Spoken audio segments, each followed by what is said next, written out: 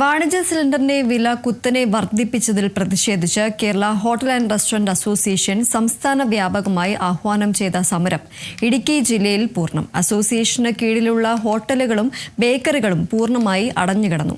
സ്ഥിരമായി ഭക്ഷണത്തിന് ഹോട്ടലുകളെ ആശ്രയിക്കുന്നവർ പ്രതിസന്ധിയിലായി. വാണിജ്യ സിലിണ്ടർ വില വർധനയിൽ പ്രതിഷേധിച്ചാണ് സംസ്ഥാനത്തുനിന്ന് ഹോട്ടൽ ഉടമകൾ പണിമുടക്കിയത്. ഹോട്ടൽ അസോസിയേഷന് കീഴിലുള്ള ഹോട്ടലുകളും ബേക്കറികളും അടച്ചിട്ടായിരുന്നു പ്രതിഷേധം. ഹോട്ടൽ സമരം ജില്ലയിലെ വിവിധ മേഖലകളിൽ പൂർണ്ണമായിരുന്നു. അസോസിയേഷന് കീഴിലുള്ള ഹോട്ടലുകളും ബേക്കറികളും പൂർണ്ണമായി അടഞ്ഞുകിടന്നു. സ്ഥിരമായി ഭക്ഷണത്തിന് ഹോട്ടലുകളെ ആശ്രയിച്ചിരുന്നവർ പ്രതിസന്ധിയിലായി. മൂന്നാറിലെത്തിയ വിനോദസഞ്ചാരികളും ഭക്ഷണമില്ലാതെ വലഞ്ഞു. நாங்க சேலம்ல இருந்து வரோம். எங்க கிளைமேட் மூணாருக்கு வந்திருக்கோம். எங்க கிளைமேட் ரொம்ப நல்லா இருக்கு.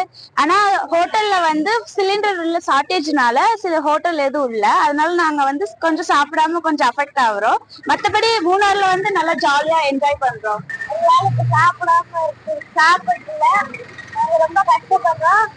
ஆனா கிளைமேட் எல்லாம் எங்களுக்கு பிடிச்சிருக்கு. ஆனா இந்த சாப்பாடு இல்லாத ஒரு பிரச்சனை தான் மூணாறுல இருக்கு. 19 കിലോ സിലിണ്ടറിന് ഒറ്റയടിക്ക് 993 രൂപ കൂടിയതോടെയാണ് ഹോട്ടൽ ഉടമകൾ പ്രതിഷേധവുമായി രംഗത്ത് വന്നത്.